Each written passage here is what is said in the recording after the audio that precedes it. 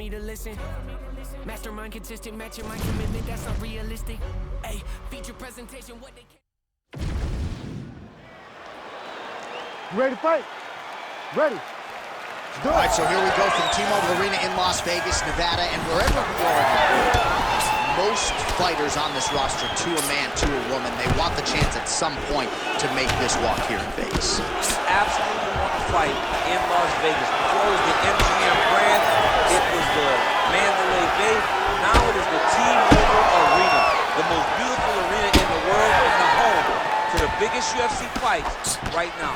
From International Fight Week to championship fights all across the board, you come to T-Mobile. Lands for the body there. And follows up with another one. Oh, connects with another uppercut. I'm surprised his opponent's head stayed on his body. He's hurt. He's hurt.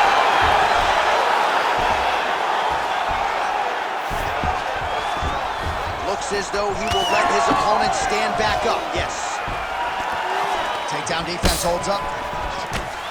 Notice the drive. Look at how they drive the knee right into the midsection. And look at the post on the opposite side to give himself the correct space to land these beautiful knees. Right into a takedown. Oh, he's got him in a crucifix now, DC. We've seen you go to this a couple times, no?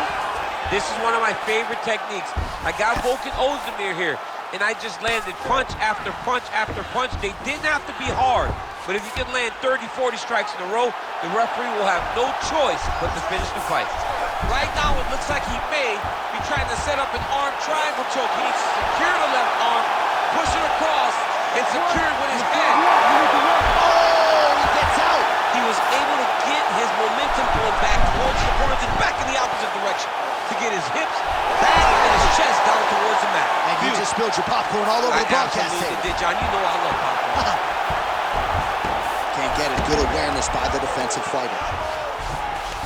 All right, he's very comfortable fighting off his back, DC. Now looks like he's trying to hip escape. Yeah, he's trying to hip escape or maybe look for a Kimura here. Side control now, DC. A lot of options at his disposal from here. And busy as he looks to improve position here. And there you go, again, half guard. If you're the bottom fighter, DC, what do? You got to move, you got to strip, you got to get up on a hip to try to move your opponent off of you or pull him down to close the space. Nice reversal on the ground, great job. Yep, that gets his deep. Oh, submission defense on full display there. He said that he was very aware of what this guy brought to the octagon and it showed in that defense. All right, so he's landed. Strike lands there, and somehow his opponent's chin held up. His opponent's chin held up, but you do not want to be on the receiving end of those types of strikes. Knee to the body. Oh! I mean, all about those last 5 minutes. Are you kidding me? All right, so back to the stools we go. They say defense wins championships, and... Ready to fight? Ready. All right, round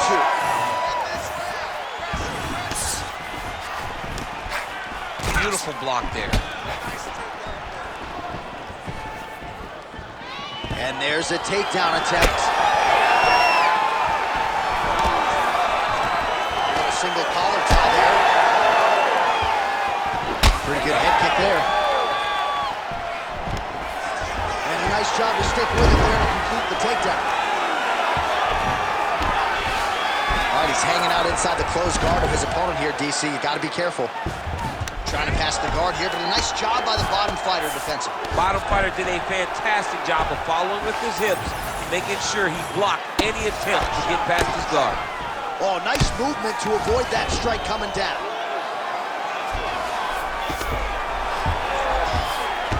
Oh, high elbow guillotine. That guillotine is tight. Oh, and he's out.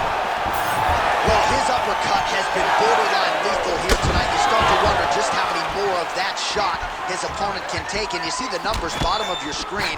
This guy might have a record for uppercuts landed before this fight is said and done. Slice and elbow lands from the clinch.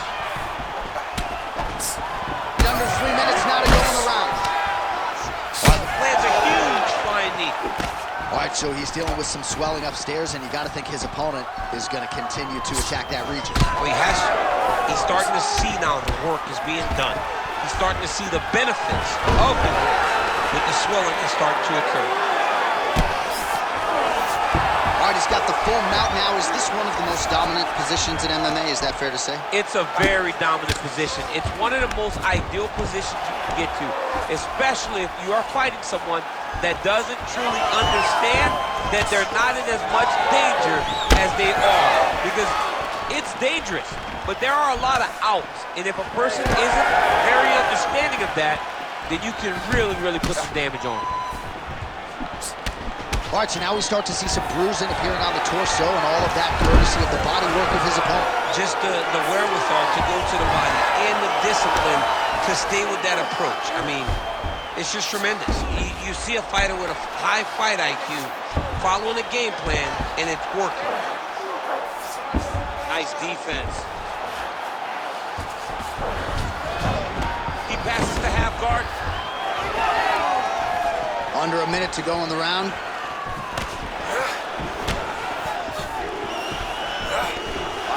In the single collar tie. Well, you know this is the hurt business, and both guys are compromised at this stage of the fight. Yeah, both guys are compromised. Both guys have been beat up. Both guys have done a great job of recognizing what they wanted to get done, and it's showing. This is a very evenly matched fight. Nice blocks.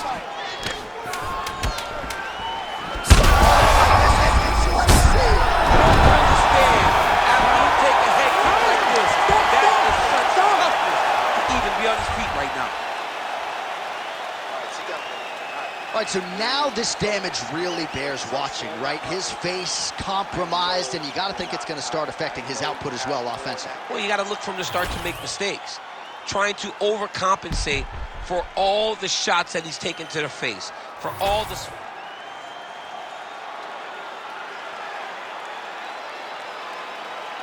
You ready to fight? Ready. All right, 5 minutes to decide this one.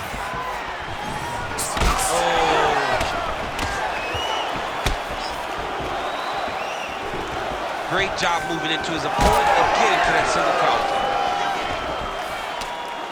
Oh, great block there.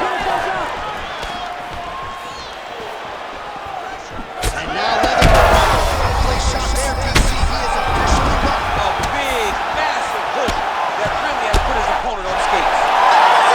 Holy smokes. Takes the judges out of it. Gets the finish. Holy. Well, make no mistake about it, he is getting 2 paychecks tonight as he gets the big TKO victory. Wow. That's unbelievable. It was crazy to watch his finishing instincts on display as he got that massive victory. It was amazing, John. It was amazing.